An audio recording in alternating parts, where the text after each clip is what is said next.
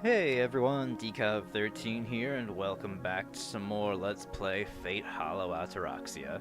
Alright, time for another loop. Here we go. Let's see, got someone with a rider. Got something going on at school, but we'll leave that be for now. Let's go see what's going on with Ryder. I'll go visit Ryder. She's probably reading as usual. Oi, Ryder!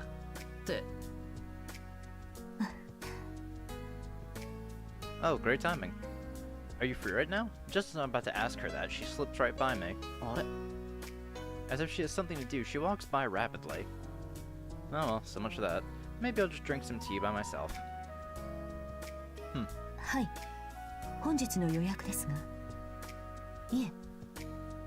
I've run into Ryder again. I'll make some tea for her too, just in case. Since the teapot's still full of hot water, I quickly brew some roasted green tea. はい。午後なら空いていますか？スタイリストの方は。Oh, appointment for いつ her もご hair. 迷惑をおかけするとお伝えください。では、3時からですね。お願いします。 Stylist. I bring the tea into the living room and offer some to Ryder. ライダー、電話？はい。美容院に連絡を。 I'm not sure what I'm so surprised about, but the revelation does drive me into a temporary stupor. Well, Ryder is a woman in her prime after all. It's no surprise she'd go to a salon, but for a beauty like her to go to the same place in Miyama frequented by Homoraharu students? 美容院って美山町の？ええ。これだけの髪ですと、自分一人で手入れするのも大変ですので、週に2回ほどの周期で時間をかけてトリートメントをしてもらっているのです。Ryder's hair. Now that I think about it, I suddenly feel like touching her ever-waving smooth strands of hair. It would be so nice to run my hands through them just once. No, down boy, that's a good way to get yourself killed. もしかしてライダーの髪って伸びるのか？いえ、伸びはしませんが、やはり乱れてきますから。 Ryder sips at her tea. 冷体になって実体化すれば、髪は元通りになります。ならそうすればいいんじゃ。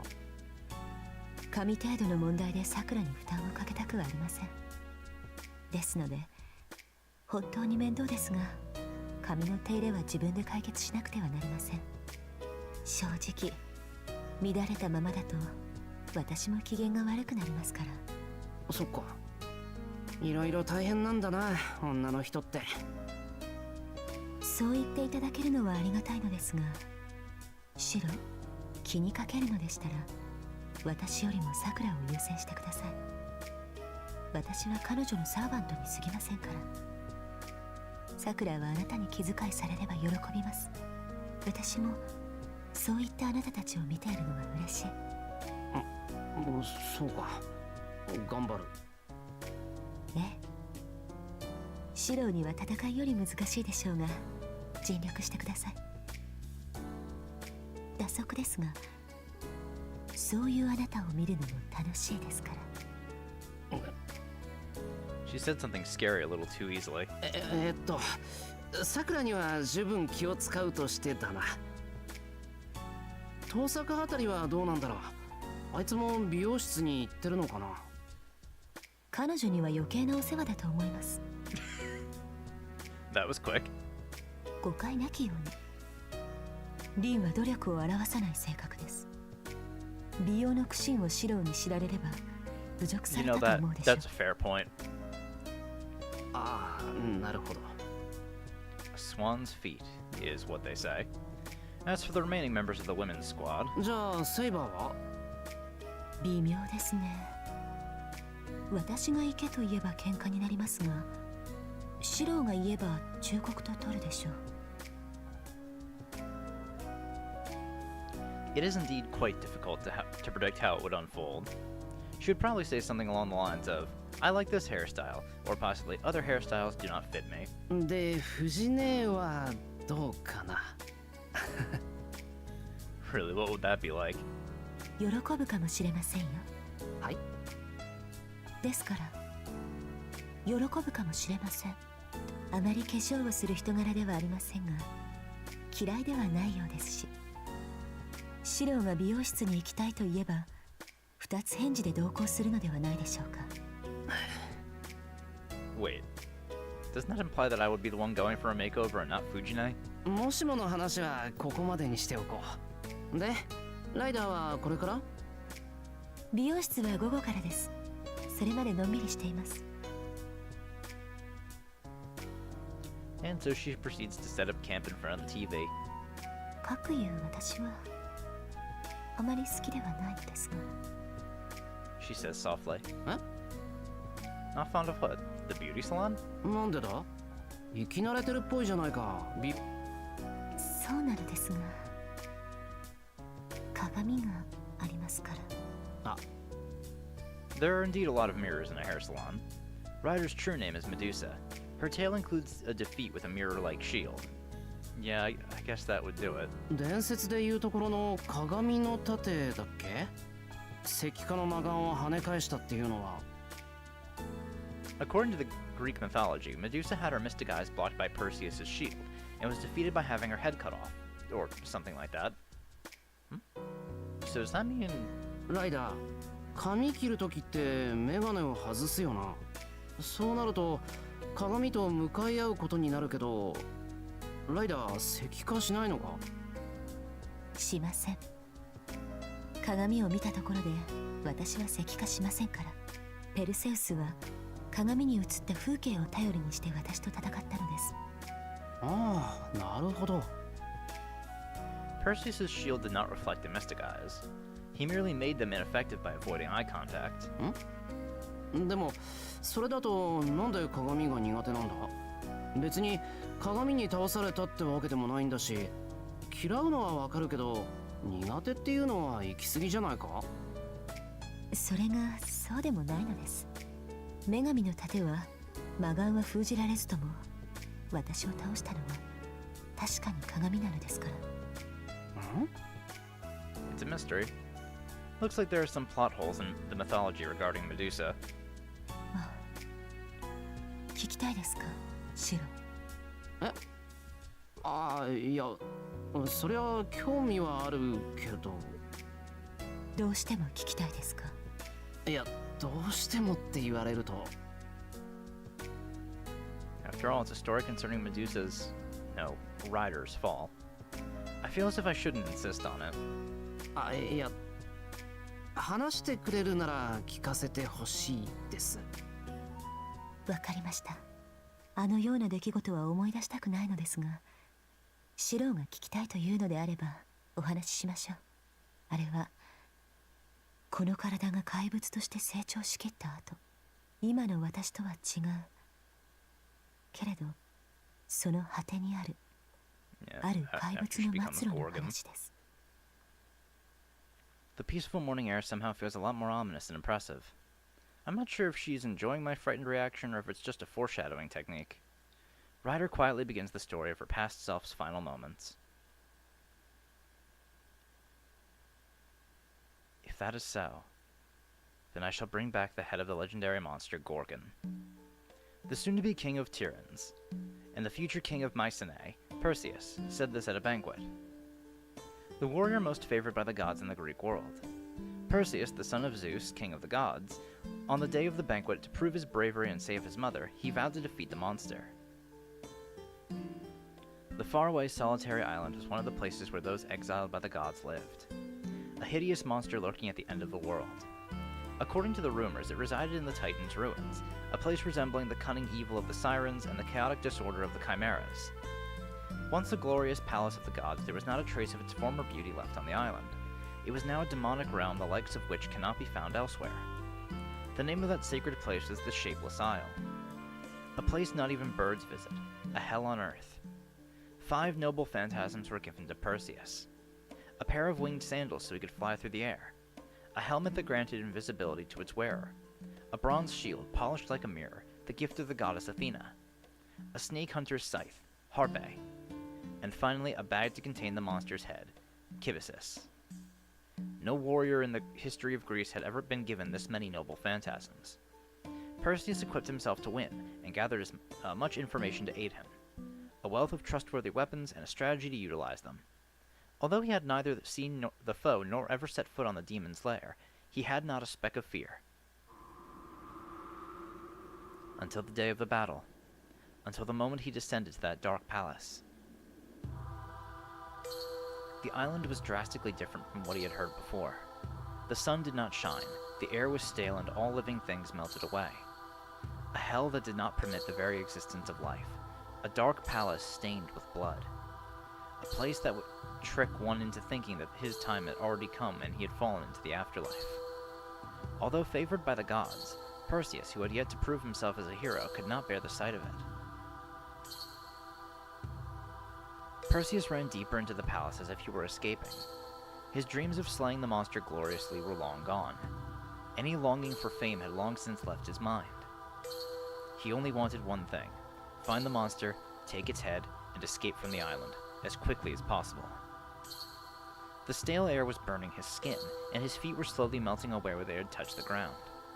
Simply stopping would spell certain defeat. The foolish challenger would perish as the monster slept quietly inside the palace. Holding his breath, suppressing the scream rising in his throat, Perseus hid in the shadows as he advanced.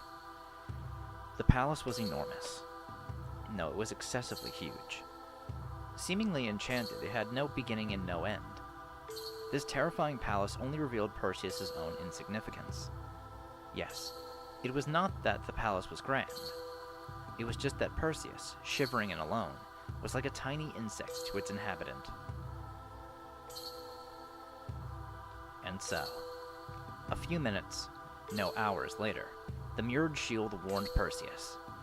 The shield reflected the surroundings on its mirror-like surface.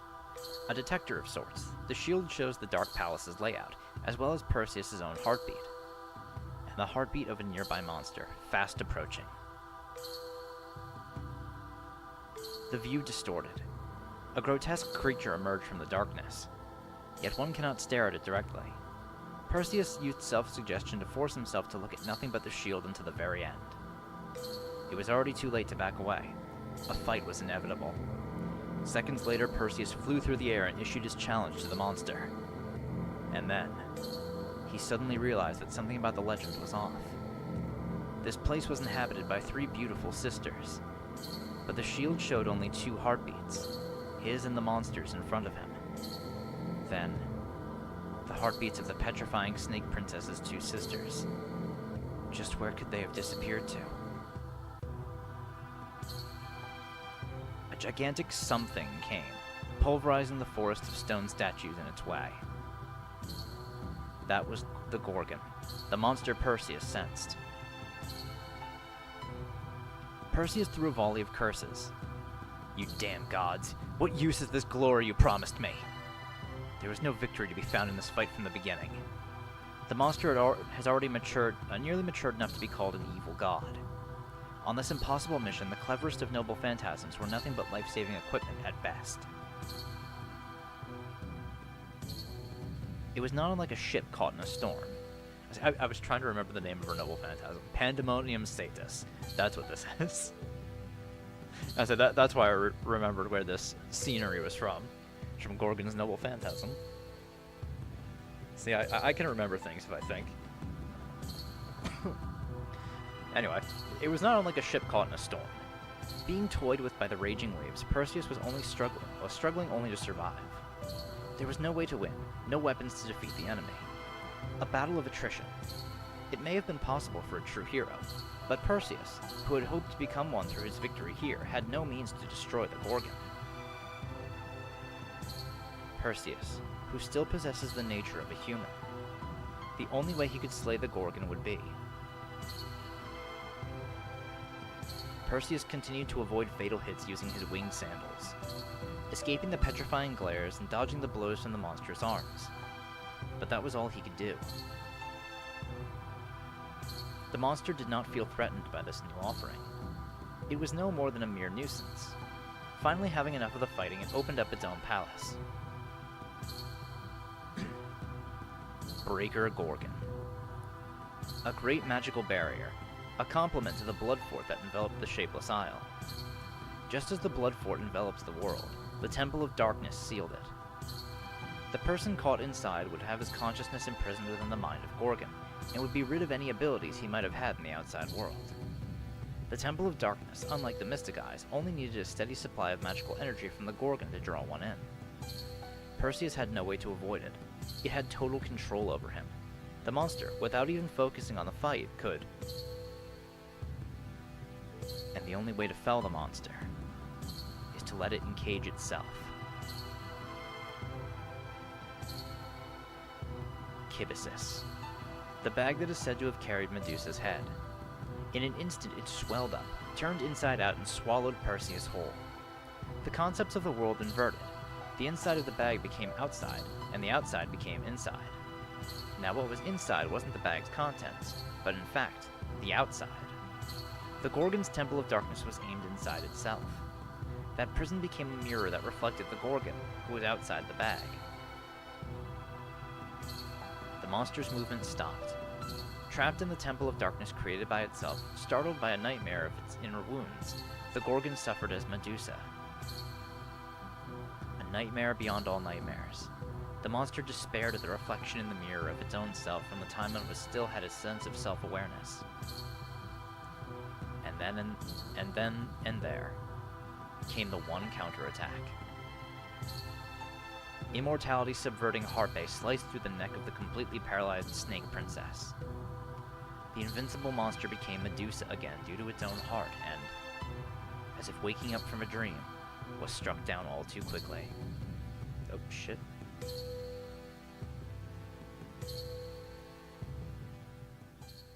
Clicked off the window for a second there. 以上です。何分昔の話ですし、今の私とは関わりのないことなので、細部に脚色がありますが。She continues sipping her tea. She has just recited a story about her own beheading, yet she keeps an unprecedented level of calm. そっか。メドゥーサ討伐ってそういう話だったのか。はい。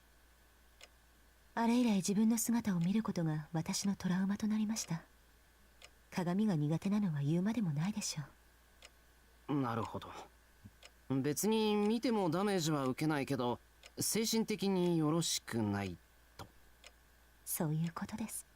加えてその後、あんな若造に私をいいように使われたなどと。ええ、この上なく腹立たしい。苦手でもありますが、恩敵とも言えますね。She mutters about having an urge to break every mirror she sees. Such an adolescent is an unusually emotional choice of words for Ryder, though. 若造ってペルセウスのことだよな。ライダーの話じゃ、そいつも犠牲者とまではいかないまでも、騙された側っぽいけど。ええ、そうですね。彼も神々に乗せられた一人でしょう。何しろあの時点の彼は私にとって家程度のものでしたから、同情の余地はあれ、憎しみを向けるほどのものではないのですが。ですが、個人的にどうしても好きになれません。I guess that's fair. 後に立派な人物になりましたが、それでもです。どんなやつだったんだ？そうですね。彼がどんな人物だったかという。Ryder thinks intently, as if digging up his image from the depths of her memories. And not long after, she raises her head, seemingly surprised at the answer she came up with herself. 一言で言って成功した神事です。That is quite a fucking way to describe him. Ah, that conjures up an extremely clear image in my mind. 全く実に気に食わない。これというのもあのキビシスさえなかったら。Having had the barrier turned inside out by Kibisis, Ryder ended up sealed in her own Temple of Darkness. Anyone caught in the Temple of Darkness is said to experience a nightmare that has taboo and delight both mixed in it. However, I wonder what kind of a vision was it that left her with a trauma this deep? 何を見たんだ、ライダー。いや、悪かった。悪夢なんか思い出したくもないし、話したくもないよな。変なこと聞いてすまない。いいえ、夢はお互い様なので、私からちゃんと聞かせないと不公平です。Ryder straightens her posture once again, but she still remains hunched over ever so slightly. It must have been an even greater challenge to endure than the story of being beheaded. その悪夢というのは。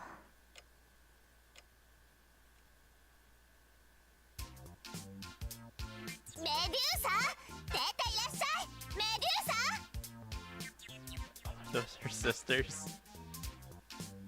はい、ここにいます。何でしょう、上姉様、下姉様。 Yeah, it's your island, Steno. なんでしょうじゃないでしょ。今晩私と私がポセイドン様の共演に出るって知ってるわよね、あなた。はあ、姉様方が回収に呼ばれたことは聞いていますけど、それが何か。ちょっと私聞いた。私たちの妹なのにどうしてこんなに使えないのよ、このデカブツは。本当に困ったものね。こんなに気が利かないなんて。メドゥーサ、あなたもしかして恐竜？脳が私たちの手のひらほどもないのかしら。姉様方、夕食の準備でしたらこれからちゃんと行いますけど。ああ、もう本当にイライラするわね。私たちの身支度は整っているかって聞いてるのよ。はい、支度はいたします。いたします？もう住んでいるんじゃなくて？きっとこの子は生半可な支度をして私たちが恥をかくのを楽しみにしているのよ。そんなことはありません。私は。あら？ねえ私、この子ったら反抗的な目をしてるわよ。淑女にあるまじき不細工さだわ。そうね、かわいそうだけどお灸を据えてあげないといけませんね。かわいい妹のためですもの。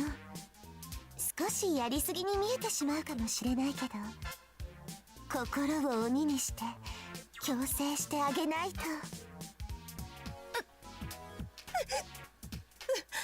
上姉様、反省してます。反省してます。明日から頑張りますから、今日はもう許してください。そうやって小さくなっていればいいのよ。いい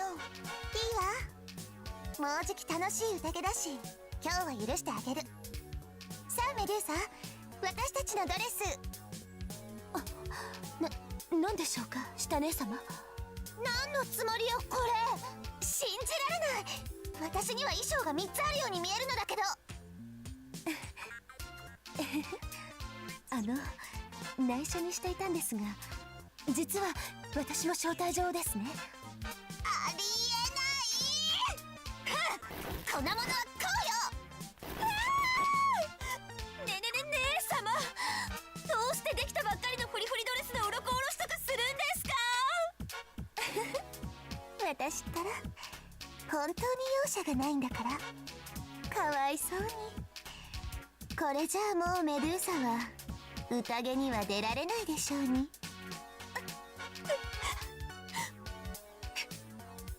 ひどい下姉様、どうしてこういうことするんですか。1000年早いって言うのよ。いいことメドゥーサ。メドゥーサの分際でパーティーに出ようなんて思い上がらないことね。そういうことは大きなお友達のファンクラブができてからやることよ。もうそれは言い過ぎよ。私それだとメドゥーサは一生社交界にデビューできないもの。上姉様、それはどういう。私の言うことがわかんないの？あなたみたいな大女に惚れるノロマはいないってことよ。 Wrong. というかそんなの私たちが許さないわ。あなたに似合う男なんてそうそういるもんですか。そうね、残念だけどメドゥーサに似合う殿方は希少でしょう。キス一つとっても殿方に背伸びをさせるなんて女性として致命的ですよ。そんな私だって好きで背が高いというか、そんなに背高くないと思う。精一杯体を縮めてその程度のくせに、悔しかったら私たちと同じになってみなさい。私たちだったら美しく抱き上げていただけるけど、あなたと来たら持ち上げられるのはアトラスくらいなものじゃない。ええ、でも彼でも腰を痛めますよね。わかった？今のトレンドはコンパクト&スリムってこと。農耕馬みたいな大女なんてお呼びじゃないのよ。ひどいです。そこまで言わなくても。泣いたところでダメ。あんたが上から涙を垂らしても、男は天井から雨漏りがしたかって思うかもね。あらあら、そこまで言ってはかわいそうよ私。知っていて、メドゥーサ、鏡を見ながらため息をついているの。メドゥーサらしい浅ましい努力だと思わない？だから私、今夜の宴でポセイドン様から王面の鏡を譲っていただこうと思っているの。それなら小さく可愛らしく見えるから。いいじゃない。ポセイドン様にお願いしてとびきり大きな鏡を作ってもらいましょう。もちろんポセイドン様に尋ねられたらこう答えるわ。お恥ずかしい話ですが、私どもの妹はまっとうな鏡を制止できない心の病なのですって。まあ私たちってほんと妹思いのいい姉だわね、メドゥーサ。 Your sisters suck, Medusa. 姉様方。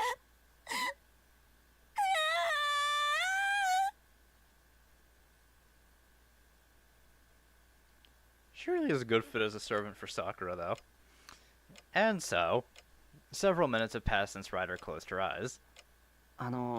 ライダー、悪夢の話なんだけど。気が変わりました。昔話はこれまでにしておきましょう。 Good call. それにもうじき予約の時間です。 Ryder gets up from her seat. I regret asking. It really was an insensitive request. それでは失礼します。それと誤解なきように言っておくのですが、キビシスによって見せられた悪夢は私にとってそう悪いものではなかったのです。私が動きを止めたのは苦しみからではなく、もう二度と会えない人たちに会えた喜びから。え？今のシロと同じですよ。振り回されてばかりでしたが、あれは私にとって最良の日々だった。私。 She leaves with a kind smile. I can't help but feel happy seeing such a smiling face. Happy, but 振り回されてばかりってそんなことないぞ、ライダー。 no, but what's with this surging feeling of companionship for Ryder? I got Saber in the living room. Saber at the shopping district. What's Saber doing at the shopping district? I walk along the street pushing bike number 2, a boring front basket-equipped mamachari alongside me. Ryder made off with number 1, which incidentally is not supposed to be used by anyone other than me when I wasn't looking. さて、買い物はこれで大体は。 So she wound up getting away with it. そうだ。 We need to restock the tea cakes, don't we? With Fujine devouring our entire stockpile of sweets and Ryder stealing my bike, well, leaving that aside, even my body's feeling dull and heavy today. Bad news just keeps on coming. 藤姉は後でお菓子を足すって言ってたけど、いつになるかわからないからな。よし。I double-checked the contents of my wallet. Today I was wise enough to shop during a timed sale, so there's still a bit of cash left. I guess I can head over to Edomaya for this one. And sure enough, Edomaya is... Huh? あ、量ではないですか。 Saber, don't talk with your mouth full. セイバー、落ち着いてまず口の中のものを飲み込も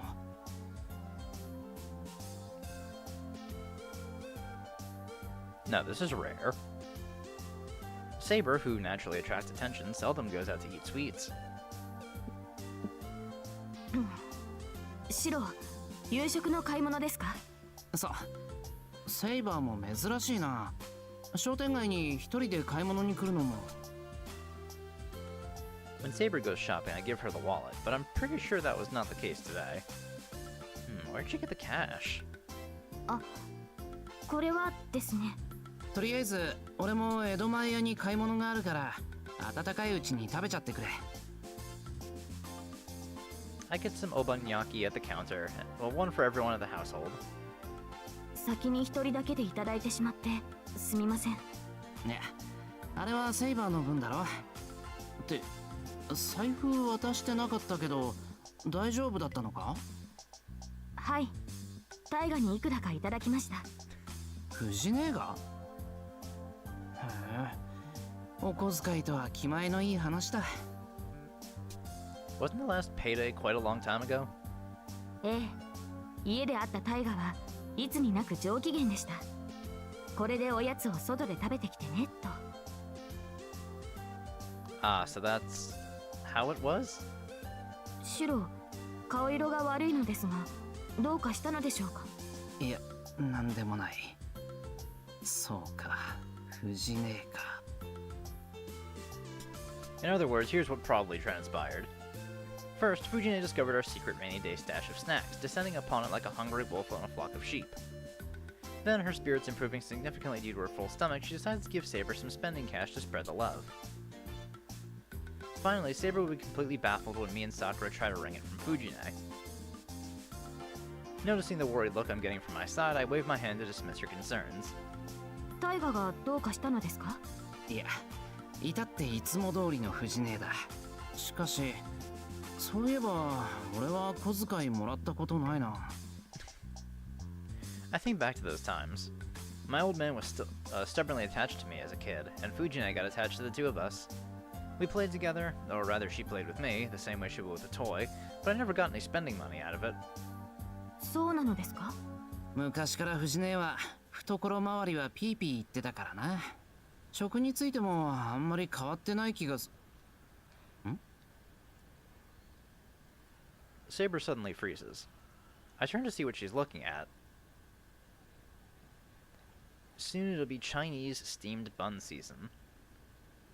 The escaping steam and aroma of the meat buns make me think, it really is that time, isn't it?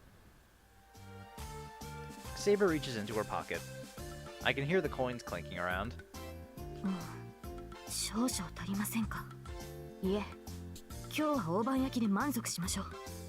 中華まんはまた後日の楽しみということで、過ぎたる幸せは身を鈍らせます。はい。I can hear her muttering.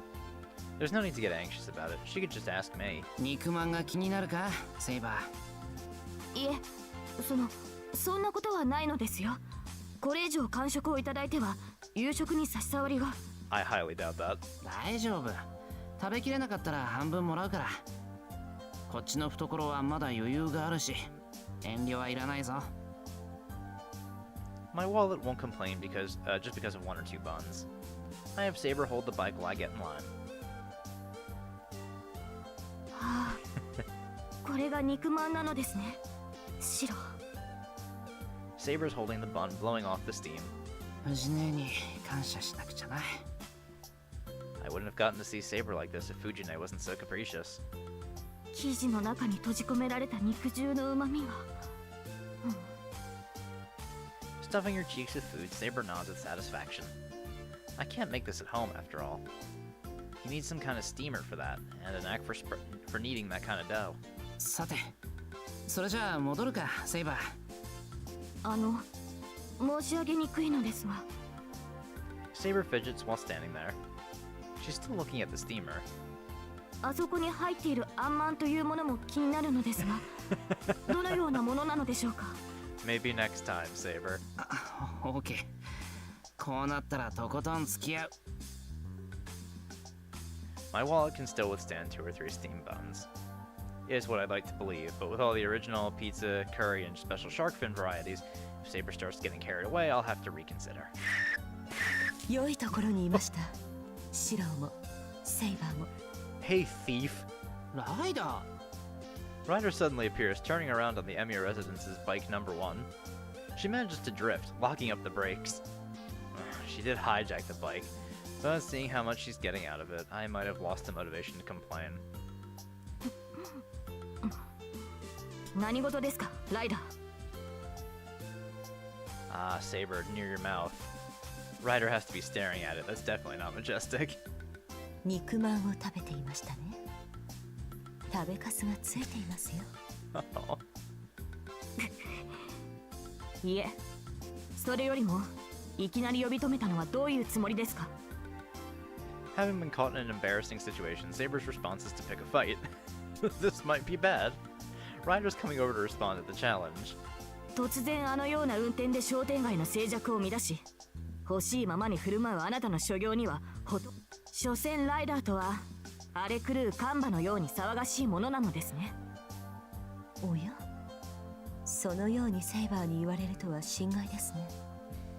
そう、これを見ても同じことが言えますか。 Saying that, Ryder takes something out of her bag. な Obanyaki from Verde's underground food court. ライダー、それはどういう。見てわかりませんか。これはあなたの好物の大判焼き。しかも粒あん、こしあんのみならず、江戸前屋のレパートリーにないカスタード、チーズ、チョコレートもあります。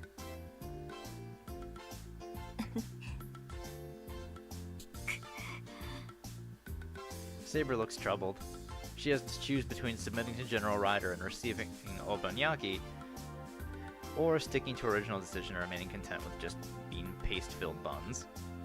もしいただけるというのでしたら喜んで。あなたの条件は何ですか、ライダー。 Saber folds quickly. Feeling no shame as the king of knights, her decision is swift.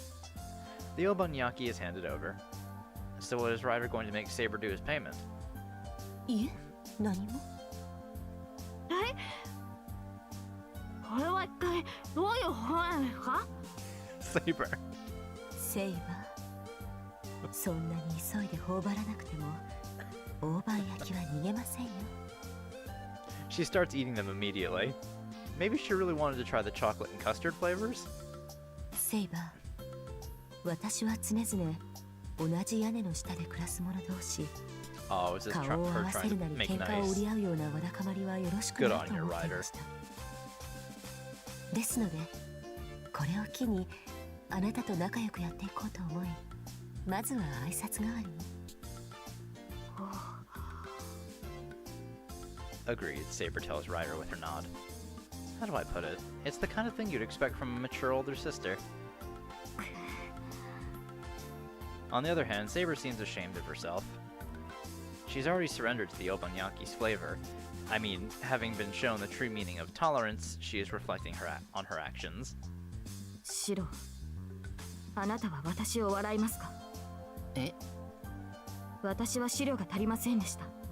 ライダーは円満な日常を求めていたというのに、私は今までそういう私の至らなさが昔日の。早く食べないと冷めますよ、セイバー。ああ、そうでした。 Ryder's completely filling Saber up. Today is a very unusual day. And now Ryder turns to face me with a smile. そうでした。シローにもぜひ受け取っていただきたいものがありました。別にお腹はまだ空いてないけど。 Ryder's randomly sensitive and lavish today. Maybe... ライダーも藤姉から小遣いもらったのか。いえ、こちらは私の自腹です。日々の感謝と迷惑をかけたお詫びとしてぜひとも。これです、シロー。ああ、サンキュー。って今のシロウにはこれが必要だと思います。 Turning over the label on the small bottle that she gave me. Reinforced garlic yohimbine maca DX. What kind of word association game is this? いろいろお疲れの様子ですので、これを召し上がってぜひともいえ、力をつけていただきたいと。Some kind of weird energy drink? The poisonous looking label makes my cheeks twitch. More than an energy drink, this looks like a tonic. So given that it's Rider we're talking about, can I hope it didn't come from anything like a mamushi or an Arabu snake? 確かに最初は鼻についたり飲みにくかったりするかと思いますが、いや、ライダビール酵母の方が良かったのでしょうか。ー、そういうことじゃなくて。I beckon Ryder to come over. なあ、今日は一体どうしたんだ？いえ、いろいろ思うところがありまして。Oh? そうか。藤音やさくらに二人とも仲良くしなさいって言われたかと思った。それも別に。ますますわからないな。俺とセイバーに一つずつだろ？あ、じゃあさくらにも何か買ってきてる？ええ、やはりさくらが一番重要ですから。重要？大事や大切じゃなくて、もしかしてさくらに You 何か trying to 隠して butter る？ everyone up for something, Ryder? Hiding behind the sign. What are you, a kid? This is highly suspicious. Something is clearly going on here. いや、シロ、私は。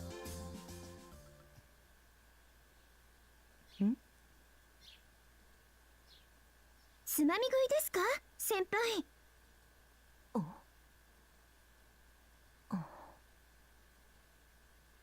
二人ともそんなに怒らなくてもいいじゃないのよ。藤音、それが食い荒らしておいて言うセリフか？反省してくれ、反省。そうですよ。おやつが欲しいんでしたら言ってくれればよかったのに。反省してください。反省。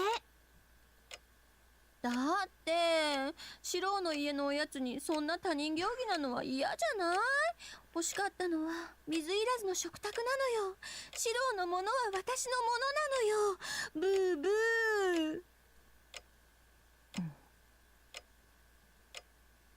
だからってつまみ食いはダメだって何度言ったらわかるんです。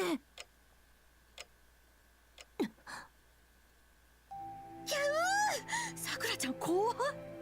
そりゃさくらが1ヶ月前から楽しみにしてた Oh. フルールの予約限定生産のスペシャルケーキだからな。それにさえ手を出さなかったら俺だって。先輩、藤村先生に甘いです。家事を預かる者として公私混同はやめてください。 Hey, Sakura, what are those particles coming off you? そうだ、もっと真剣になるんだ藤音。反省しよう、反省。さくら本気で怖い。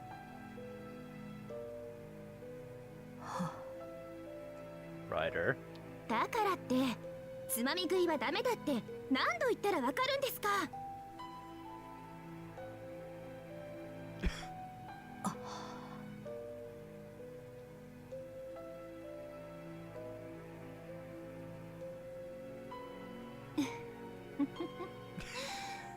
ライダ What ー a scene.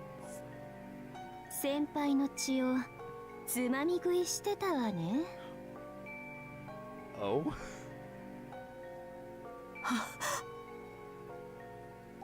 あら、黙っていればわからないと思うの？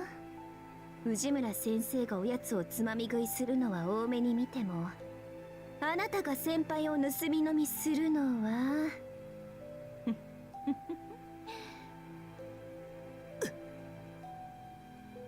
お仕置きしなくちゃね、ライダー。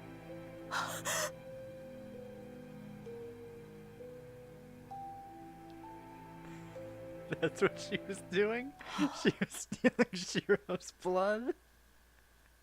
反省してるってば、さくらちゃんもシロも。ほら反省してるってさくら。うん。ついカッとなって食べた。全部食べるつもりはなかった。反省している。気の利かない少年犯罪の容疑者コメントみたいなのも実に藤村先生らしいんですけど、わかりました。女藤村、片木の皆さんにご迷惑をおかけして申し訳ない。しっかり詫びは入れさせていただきましょう。一宿一般の恩義も心得ない輩と思われちゃおじい様にも合わせる顔がないわよ。詫びか。柿の積み増しはやめてくれ。今でさえ貯蔵の限界に達しつつあるんだから。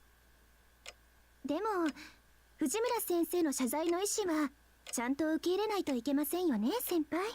まあそうだけど、ここにいるのは心が広い方ばっかりですから。ほら、ちゃんと藤村先生が謝ればみんな気にしませんよ。もうさくらちゃんは良い子だよ。あの子に食ったらしいロリッコと交換して。する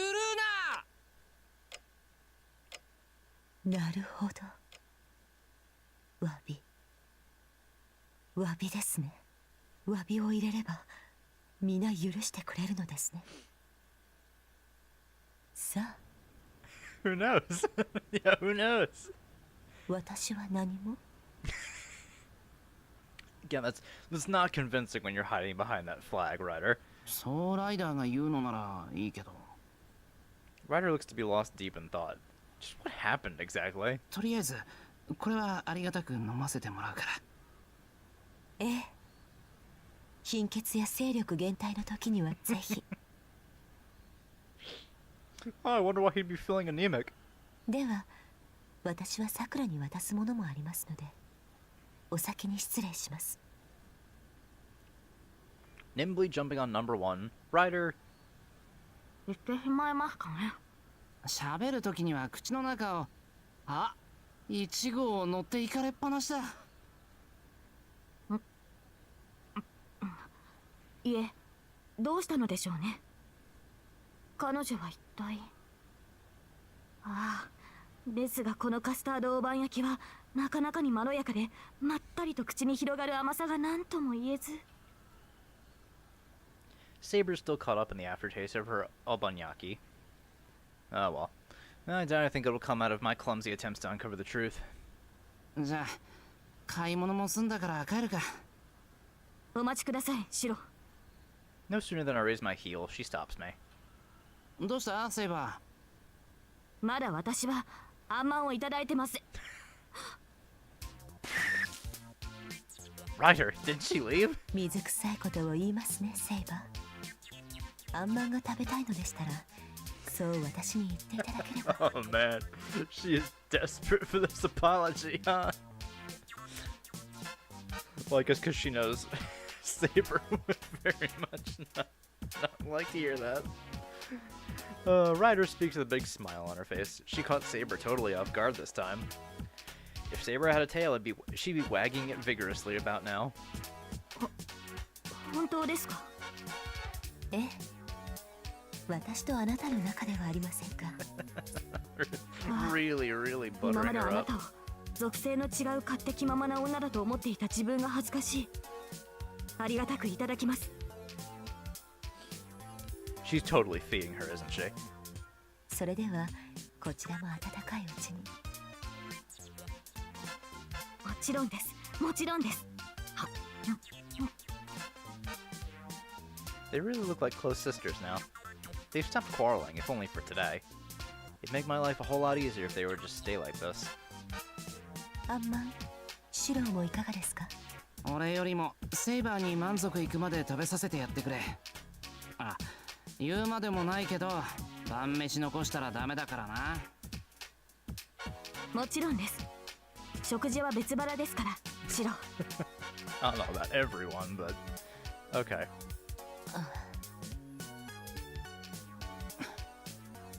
Our eyes meet unintentionally.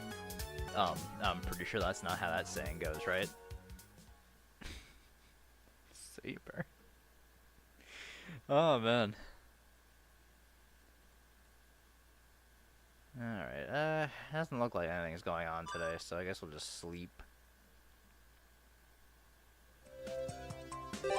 Alright. Saber in the living room. And Saber at the station. Alright, well, let's go on with Saber in the living room. As I was passing through the living room to start the usual lunch preparations, I noticed Saber engrossed in reading. Quite unusual for her.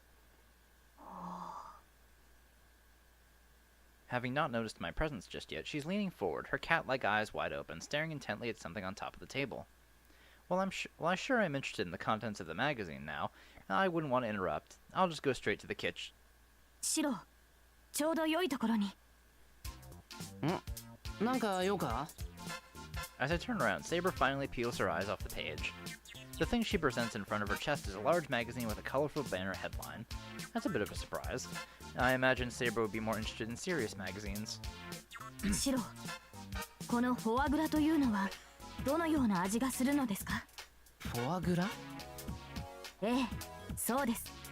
あと他にもキャビア、トリュフ、フカヒレ、ツバメの巣、松茸、金目鯛、伊勢海老、金華ハム、北京ダック、ホロホロ茶、フグ、すっぽん、和三盆、夕張メロン、松阪牛。 You're really just going down the list in price, huh? 待て、セイバー。一体何の話だ? Saber's eyes were so serious I unconsciously got scared and interrupted her. なんで急にそんなものが気になる? これです。 And so Saber turns the cover of the book she's holding towards me. High-class food you have to try once. なんだこの本? I don't recall buying this book. Come to think of it, there's no reason for me to have it either. Sakura has a collection of recipe books that I'll never be able to match, but this is more like a guidebook. 先ほどタイガが置いてい Of きま course した。 she did. Now I understand. I can see the underlying motive. She probably thought that by leaving it here in the living room, Sakura and I would look it over and say, okay, let's have matsutake mushrooms for dinner tonight. And judging by the shine in Saber's eyes, Fujine's plan is already about 50% successful. で、セイバーはそれが気になったと。ええ、皆が一度は食べてみたいと思うような食材です。さぞかし美味であることでしょう。Saber visualizes the high-class ingredients she's yet to try. But with a normal person's access to high-quality goods, I doubt I can rise to the culinary standard of a high-ranking person. セイバーだって王様としてお城に住んでたんだろ? そういう高級な... Crap, it wasn't like that. What a gaffe. Certainly Saber lived a courtly life. However, at that time there were no pompous royal feasts or formal table manners, for that matter. To begin with, the French brought high-class food with them. What century are we talking about here? シロ、前にも言ったはずです。私の時代の食事といえば、皿もなく、ただ焼いただけの肉を机に投げ出し、それをナイフで削り取って。すまん、セイバー。俺が悪かった。お詫びに何か食べたいものって言いたいところではあるんだけど。Indeed, with our household's finances, saying, alright, how about we go eat there, with that menu is an impossible dream. 強いて言えば、セイバー一人くらいならなんとか。一人ですか？まあ、それが限界だな。あとは、遠坂あたりが宝石なんかに手を出さず、ほんとこっちに投資してくれれば、みんなで信徒の高級店に繰り出したりできるかもしれないけど。リンが空いてれば、そのような行幸にあやかれる場面は起こり得ないでしょう。I agree completely. She's distinctively cheap, stingy, and a born miser. I don't want to hear her complaining. Besides, I simply can't imagine Tosaka being that lavish. だな。そういうわけで、いつかはそんなリッチでセレブなところにも連れてってやりたいけど、それも。何を言うのです、シロ。私はこの家での食事にはとても満足している。我慢。She says such a wonderful thing with a straight face. If you say it like that, my fighting spirit will be boosted even for just the lunch preparations. ですから、いつかきっとシロの手で直々に収穫され、見事に調理された高級食材がこの食卓を飾るのだと信じています。え？信じておりますから。What do you believe in? Saber throws out a reckless word of belief. She flips through the magazine in her hand and finally opens the page she was after. そう、ガチョウです。フォアといえばガー、まずはガチョウを飼うところから始められてはいかがですか？ You want to raise a goose here just to kill it and eat it? ガーって、いや待てセイバー。ガチョウに手こずるのであれば豚という手もあります。豚は飼うには最良の家畜で What, す。 so I can hunt for truffles? しかもご存知ですかシロ、この本によると地中のトリュフを発見できるのはメス豚に限られるのだそうです。無論ハムという選択肢もありますから品種にはこだわらねばなりませんね。ちょっとその本よこせ。バカトラに突っ返してくる。 Rightful owner, idiot. In one smooth motion, she stands up and quickly evades my hand. Nimbly walking through the corridor, she puts on the slippers and goes out to the yard. おいセイバー、上見ながら歩くと危ないって。ようやく気づいたのです。シロ、はるかキャメロットにありてこのエミヤの屋敷には欠けていたものを。それは菜園と家畜小屋です。幸い庭にはこんなにも空間が。あ、もしやキリツグはそれを見越してこのような敷地を確保したのでは。 I highly doubt that's why Kuritsugu got this house. ない。誓って親父にそんなややこしい解消はない。まあ100歩譲って家庭菜園くらいは手を染めてみてもいいけどさ、セイバー。だけどメス豚もガチョウもスッポンも飼わないぞ。動物はメストラ1匹で十分だ。トラですか。トラの肉は古来馬肉の桜に対して竹と呼ばれ珍重されたとのこと。 What 一 is 体 it? ど What ん is な this 味なの saying? でしょうか。 Tiger meat is said to be to horse meat what Sakura is to bamboo? This entranced Saber, standing in the middle of the yard, seems to have a convenient filter in her ears for my voice. おーい帰ってこい。王様陛下。たとえ庭が無理でもまだ希望を捨てるには至りません。なんといっても風紀市は自然の宝庫です。山の幸、森の幸、海の幸に恵まれた神に祝福されし肥沃な土地なのですから。Saber's nothing if not a 夢が gourmet. 広がります。その前によだれ拭こう、セイバー。 With a demonic book clutched tightly to her chest, Saber looks up to the clear autumn sky and sees the faraway food kingdom. Oh man. Another Saber thing here. That's at school. Issei and Sakura. No, let's go see Sakura at the school. Oh. The sound of rippling wind comes from the practice floor. Is the archery club holding a holiday practice session? It's been a while since I quit, but the sound of a quivering bowstring still stops me in my tracks. ちょっと見学していこうかな。 Although, if a competition is coming up, it'd be best to leave them alone. At least Fujine or Sakura should be there, so just watching shouldn't be a problem. 失礼します。3年のエミヤですが見学に。お、エミヤじゃないか。こんな日によく来たね。 Hey, Mitsuzuri. The one greeting me is the former captain, Mitsuzuri. And as I look for any of their familiar faces, the present Captain Sakura silently nods in my direction. She doesn't run up to me. I guess she's busy. Fujine, the advisor, seems to be absent. 活動を見学したいんだけど上がっていいか。休日練習に見学とは珍しい。部員にだって欠席するやつがいるのに。 She says that, but the club looks just as full as on a weekday. The atmosphere is tense, as if everyone is meticulously preparing for a competition. そろそろ教練か。邪魔なら失礼するけど。いいって、来るもの拒まずは我が部の伝統だしね。上がっていきな、エミヤ。それなら失礼します。 I take off my shoes and step onto the wooden floor of the archery range. こちらにどうぞと。おう、サンキュー。 Walking along the walls, I sit down in the corner of the waiting room. 座布団はなしでいいでしょ。 The club members seem to be aware of my presence, but being preoccupied with practice do not look at me directly. で、休日に顔を出すなんてどういう風の吹き回し？何？自己流鍛錬の精度でも下がったかね？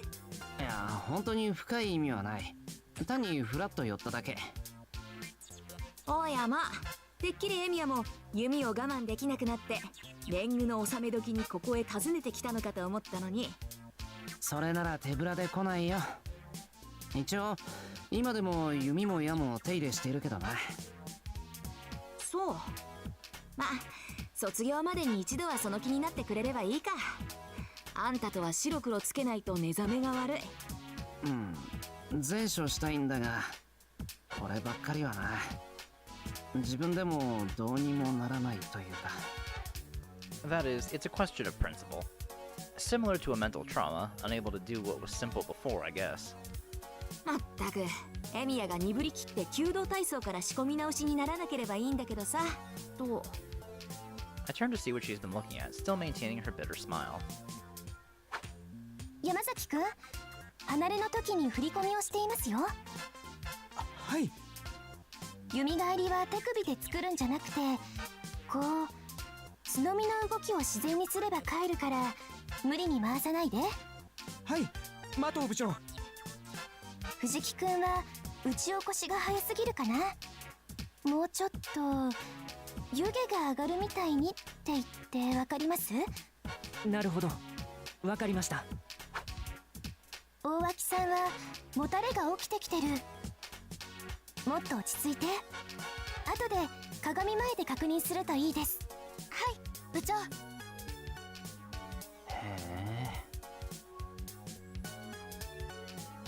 Sakura brusquely gives out instructions to everyone. She looks completely different from her usual self. まあ三つ釣り。I ask quietly so as not to let others overhear. さくらってあんなに毅然としていたか？じゃあエミヤはマトがどうやってると思った？ Asked a question in return, I scratch my chin and thought. The way she usually is, it's rather hard to imagine her as a captain. 腰にかけて苦労事は自分で背負い込んじまって孤軍奮闘してるんだけど空回りしているかもって気がしてた。まあ代替わり当初はそんな感じだったよ。Mitsuzuri reminisces with a sigh. マトには部長の荷は重かったが、これで物になるのかねって最初は不安だったけどね。おせっかいにならないようそれとなく手助けはしてきたけど、ま、私の目は確かだったってこと。マトも見違えるほどに成長して、今やあの通り弓道部の表看板。Mitsuzuri grins, as if boasting about a piece of art she painted herself. When I first heard that Sakura was about to become the new captain, it took me completely by surprise.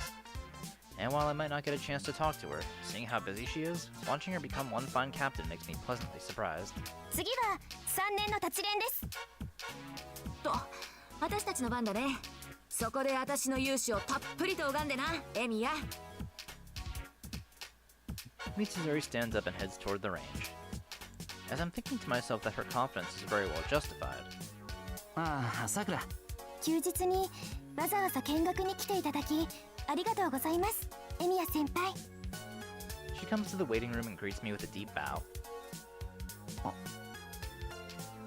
My eyes widen. Sakura here is not the Sakura at home, but rather Captain Sakura of the archery club.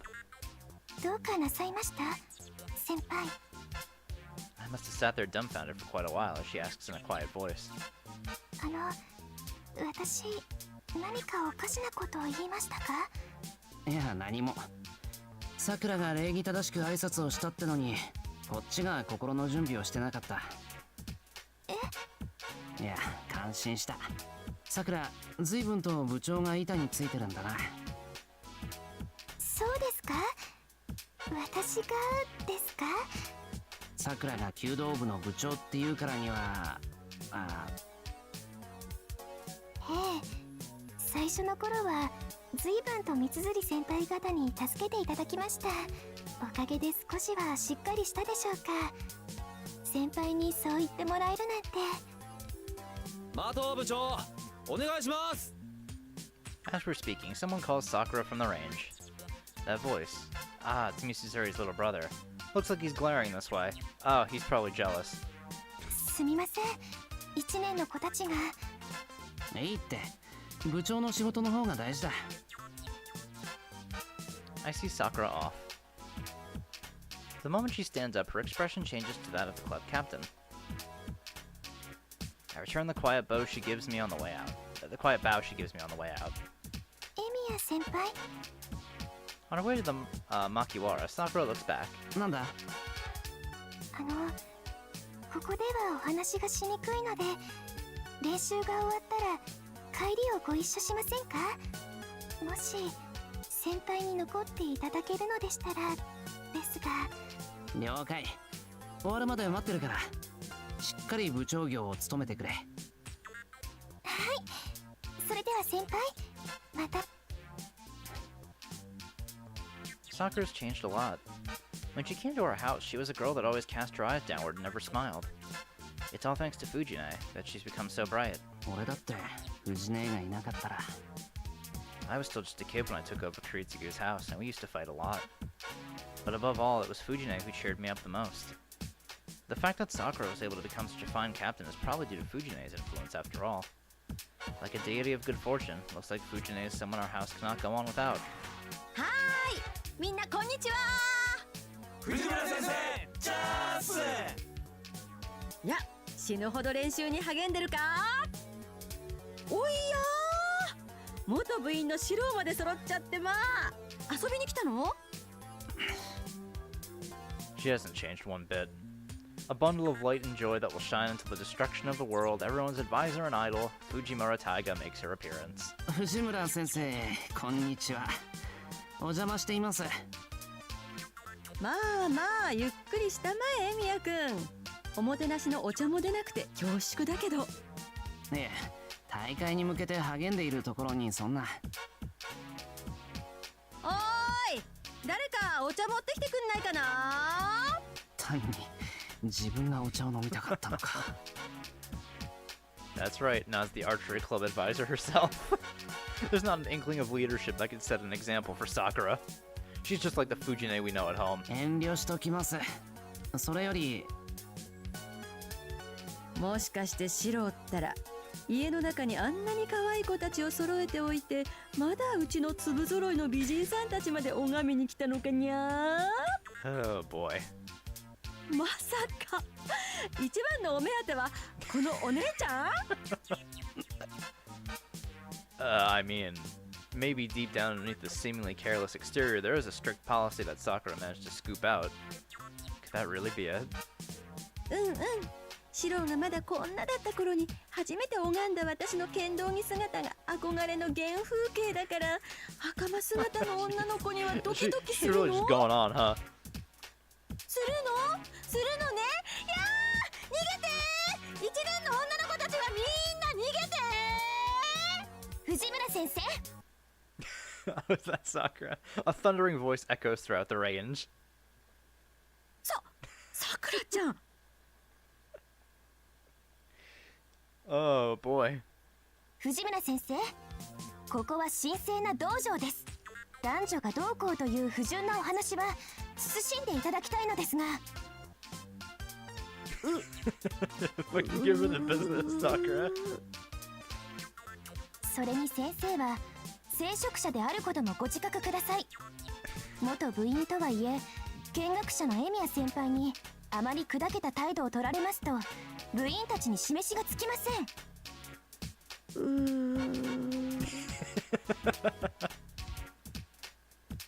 Amazing. Sakura's disciplined Fujine into total submission. 顧問がご迷惑をおかけして申し訳ありません。 Although Sakura held me out of that mess, I can't simply thank her when she's this angry. いつものことだから気にしてないぞ。いえ、部長として先輩にはお詫び。マト部長よろしくお願いします。 Mitsuzuri's brother comes at the most opportune moment to interrupt. But why is he glaring at me? Why do you 本当に think? 失礼いたしました。マト、ご苦労様。みのりのところに行ってやりな。 Mitsuzuri finally butts in. Although she's kneeling properly beside us, she still somehow has a careless air about her. マトもな。よく藤村先生相手にビシビシ言えるよ。Yeah, you could say that again. それだけでも私より立派な部長だなって。お前は妙に藤姉に一歩を譲るよな。まあやっぱり穂村原の生きた伝説だし、こっちの方では絶対にかなわないと尊敬する腕前だからね。 Mitsuzuri takes a stance with an imaginary shinai in her hands. A side effect of having belonged to a vertical society that valued physical strength above wit for a long time, I guess. さくらちゃんは私の肝入りの子分だったのに。 Oh my god, she's completely deep-spirited now. うわ先生、それが部長になったら反旗を翻してたちまち下克上。お姉ちゃんの言うことを聞かない悲しい子に。 I think you should be proud of how much she's grown. 2年前に四郎の退部でついえた私の第一次弓道部私物化計画。今年こそさくらちゃんで第二次計画の布石は完璧だと思ったのに、今じゃ私の最大の天敵よ。そんな理由でさくらをしたのか？ Oh man. なので大御所の三辻さんが私の庇護者になってさくらちゃんから守ってほしいなーって。そんなこと言われても私も引退が近い身ですし、もう口出しも控えようかと。 Yeah, I don't think she wants to get involved in this. そうなの、三辻さんが卒業しちゃったら私はさくらちゃんに毎日いじめられるの。その時はほら、うちの実りを残していきますから、盾にでも替え玉にでも逃げにでもお好きなように。 sacrifice. Wow, just so casually throwing your little brother to the wolves, huh? ダメよ、三辻君はとっくにさくらちゃんの人形じゃない。 Yeah, he is kind of head over heels for her. 三辻さんは恩師の危機を見過ごす薄情な門弟じゃないよね。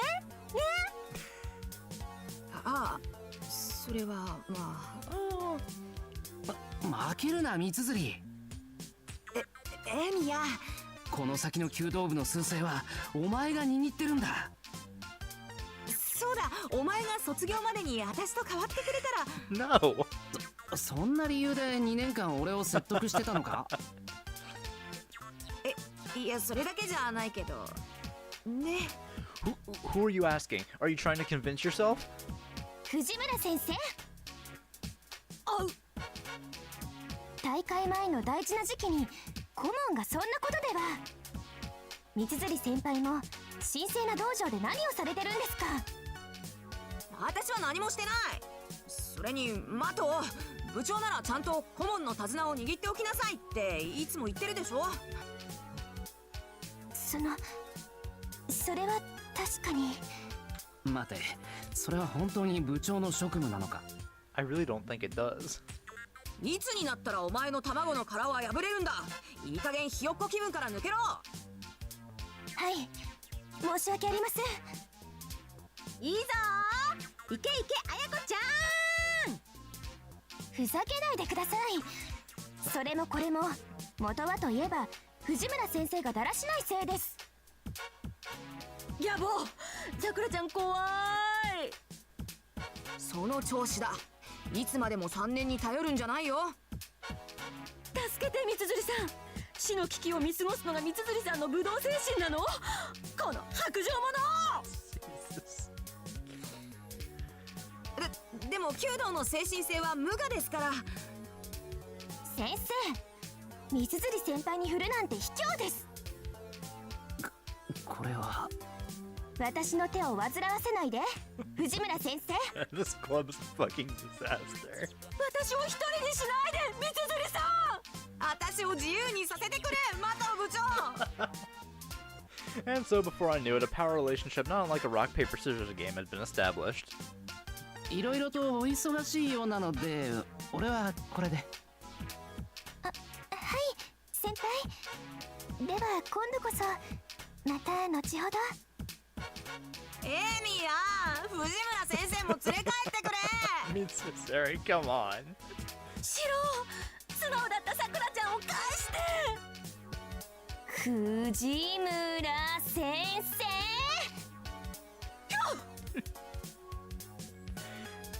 あ、先輩、校門のところで待っててくださいね。マト部長、よろしくお願いします。 What a fucking disaster. The hell is wrong with this club? I agree, Shira. What the fuck is wrong with these people? 先輩お待たせしました。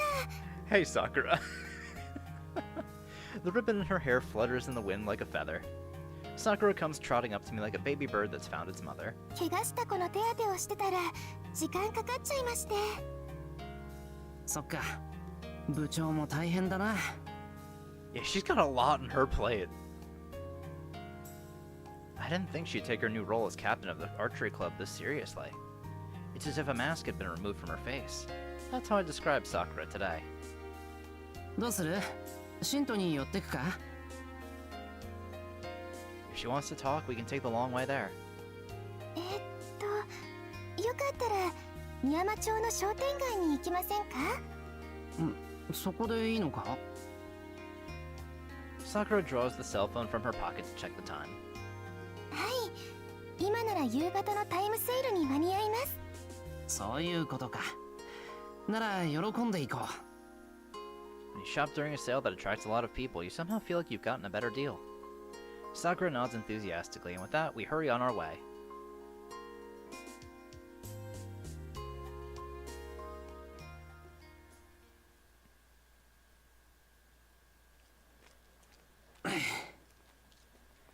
The hustle and bustle that the limited time offers attract is already here. With today being the Saturday before a holiday weekend, it's even busier than usual, and every register is overflowing with customers. いい買い物ができましたね、先輩。ああ、得したな。卵は1人2パックで、牛乳は1人2本までか。荷物持ちさせちゃってすみません。遠慮はなし。全部うちの食材なんだから。そっちも重かったら俺が持とうか。へっちゃらです。先輩が一緒でよかった。 Our arms laden with heavy grocery bags, we walk through the busy shopping district. As one might expect of the two pillars of a kitchen-based household that are there to complete their provisioning run, the conversation quickly turns toward the well-worn topic of cooking. 卵と牛乳がたくさんあるのならケーキ焼くのもいいかも。卵なら茶碗蒸しもいいな。牛乳も消費量多いんですよね。みんな朝も昼も飲みますから。さくらだって結構飲んでるよな。そうですか？でも私胃腸は丈夫ですから冷たいまま飲んでもお腹壊しませんし。I can almost hear Tosaka's voice from somewhere saying, "Oh ho ho, what are you going to do when all that milk goes to your chest?" あら？ Sakura stops in the middle of the road and turns toward the Edomaya bakery. The shop counter is overflowing with freshly baked obanyaki buns, which are workers arranging in neat rows inside the bakery case. Their sweet fragrance wafts towards the air, making my mouth water. さくら、どれが食べたい？私はそんな。いるからずっと部活だろ。そんなに運動してて腹は空いてないのか？それはまあ。でもお夕飯前ですし。少しくらいなら家に帰って料理を作っているうちに消化するって。そんなことないですよ。そうか？武道家なら健単であるべきなんだけどな。それに甘味は控えないといろいろありますし。 Sakura tries to cobble together a slew of excuses into one firm denial, but her eyes haven't strayed once from the obanyaki this whole time. I should just end this the easy way. というか、本当は俺が小腹が減ってるんだ。しかし一人で食べるのもなんなんで、さくらが買い食いに付き合ってくれると嬉しいんだが。先輩、そういう気遣いは余計に恥ずかしいです。まあまあ、俺たちだけじゃなくセイバーやフジネーたちへのお土産にもなるし。すごい、そういう理由だったら完璧です。よしよし、じゃあ買い物袋を持ってるからさくらが選んできてくれないか？はい。サンキューさくら。焼きたてでホカホカです。セイバーたちには悪いけど俺たちは温かいうちに食べちま台所を預かる身としてみすみす素材の味が下がるのは忍びない。そうですね。 Her previous hesitation gone without a trace, Sakura eagerly opens the paper bag. 先輩は粒あんとクリームのどちらが好きですか？じゃあ粒あんを。さくら、買い物袋を一つ持ってくれないか。 Sakura takes a bun from the bag and brings it to her nose, inhaling its fragrance. これはきっと粒あんです。そうか。ちょっと待って。荷物を置くから。はい、熱いうちにどうぞ。 Sakura brings the bun in her hand close to my mouth. The warm steam rising from it tickles my nose. さくら、まさか。あーんしてください、先 Oh, 輩。 you gonna feed him? Seriously? 美味しいですか、先輩。さくら、こういうのは恥ずかしくないのか。Aww. Sakura is all smiles, but I'm so concerned about the stares we're drawing that I really can't enjoy the taste. 俺、子供の頃からこの商店街を使っているから、どっちを向いても知り合いだらけなんだよな。そうなんですか。そう。さくらは自分が知り合いに出くわさないって思ってるから平気なんだろうけどさ。マト先輩、今お帰りですか？ Oh. あら、佐藤さん、家のお手伝い？はい。その隣の方はもしかして。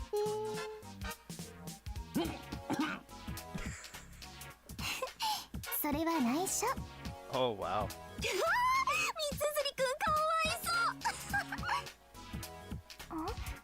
どうしてみのりくんがかわいそうなの？ Sakura doesn't realize it either. Sure, are you joking? お邪魔しちゃ悪いですね。それじゃあ私はここで。あ、ちょっと待って。これで写真を撮ってもらえる？ Oh. かわいい携帯ですね。じゃあお二人とも顔を寄せてください。いきますよ。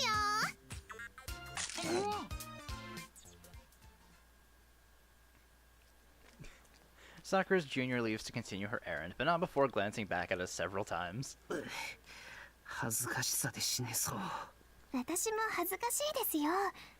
けどそれ以上に嬉しいんで多めに見てください。 She smiles radiantly. I can't say anything back when she looks at me like that. 先輩、 Aww. クリームも美味しいですよ。とろけてほかほかです。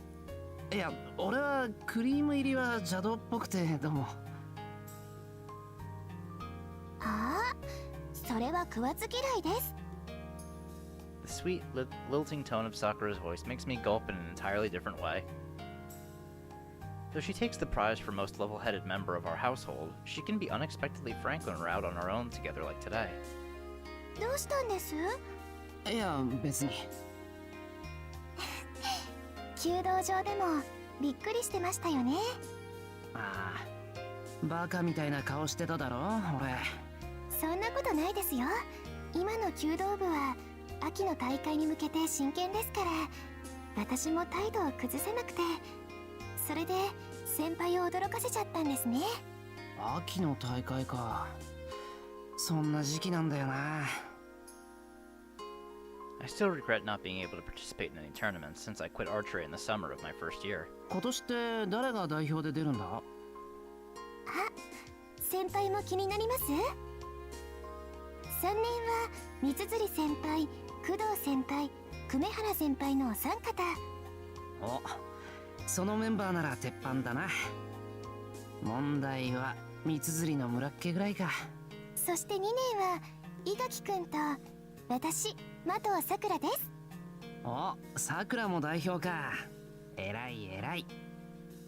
ええ、これでも部長ですから。なるほどな。藤姉は全国制覇も夢じゃないって言ってたっけ？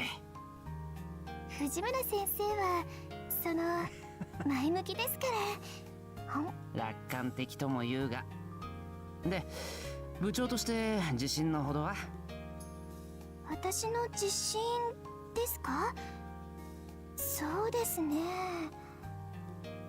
Sakura takes a big bite out of her obanyaki, deep in thought.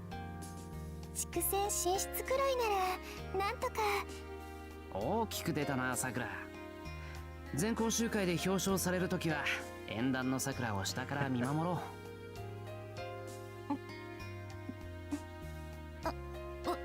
私が生徒全員の前でですか？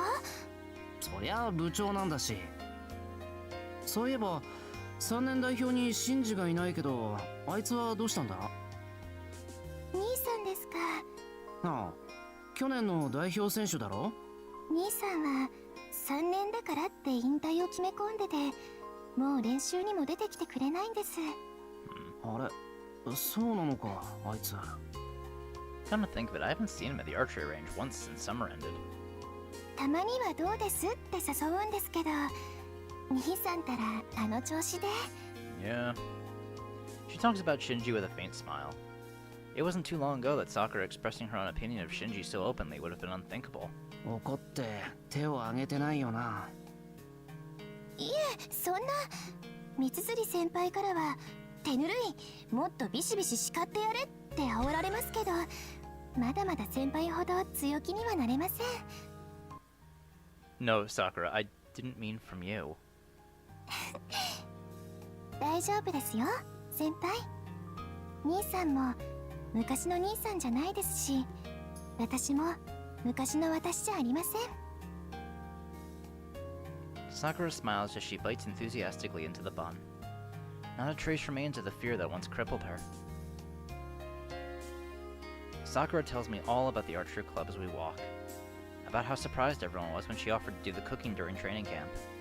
The time the younger members dragged her to a bowling alley for the first time. The day she taught her massage skills to the club members to great reception. How she caught Mitsuzuri's brother and gave him a full body massage after his shyness made him try to run away. How Mitsuzuri just watched from the sidelines, grinning the whole time, and how all he could do the next day was, as a side effect of the massage, just roll around on the floor. Sakura stops suddenly, and I follow. Side by side, we take in the uninterrupted view of the sunset over the town below. 初めてですね、先輩。初めて？はい。こうして先輩と一緒に下校して、一緒に世間話をして、一緒に食べ歩いて、どれも初めてです。 I see. Sakura came to get me and we walked to school together every day, but we were always busy with club activities or part-time jobs and never got the chance to go home together. ようやく願いが叶いました。願い？はい。友達とか部活とか自分のことを先輩に話せるようになるって、それが夢だったんです。 Aww. そんな夢、私にはたくさんありますから。先輩といろいろしたいこと、あれもこれもってずっと願ってきた夢が。そんなことはない。さくらに叶える夢があってよかったと思う。Maybe she suddenly felt shy since she took another obanyaki and crammed it into my mouth. これクリーム。 But Sakura is busy trying to step on the tall shadow the setting sun throws in front of her, and doesn't hear a word I say. 私って。 Oh well. I close my mouth without another word. It tastes a lot better than I expected. 今日は一緒に付き合ってもらってありがとうございました、先輩。こんな安いことでいいのか？じゃあ今度は清掃して豪華な場所でお食事をしたいですね。A high-level demand for an equally high-level restaurant. Yeah, I'd say that's doable. I don't know if I can make it happen right away. As soon as I get the chance, I'll be able to grant this wish of hers too. I hope. よし、クラシックでゴージャスな食事だな。待ってろ、なんとか実現してみせる。はい、気を長くして待ってますね、先輩。 Oh, that was really cute. What's a good place for Sakura's wish? Oh, take her on a nice date on the town. man, I gotta say, I said it before, but after playing Heaven's Feel, I really, really like Sakura. She's great. Alright, what are we doing here? I guess we'll call it a day. Nothing to do here. Alright, so now the third day here. I will call it a day as far as the video is concerned. And in the next one, yeah, we'll just continue getting some more events. So, I'll see you all then. Bye!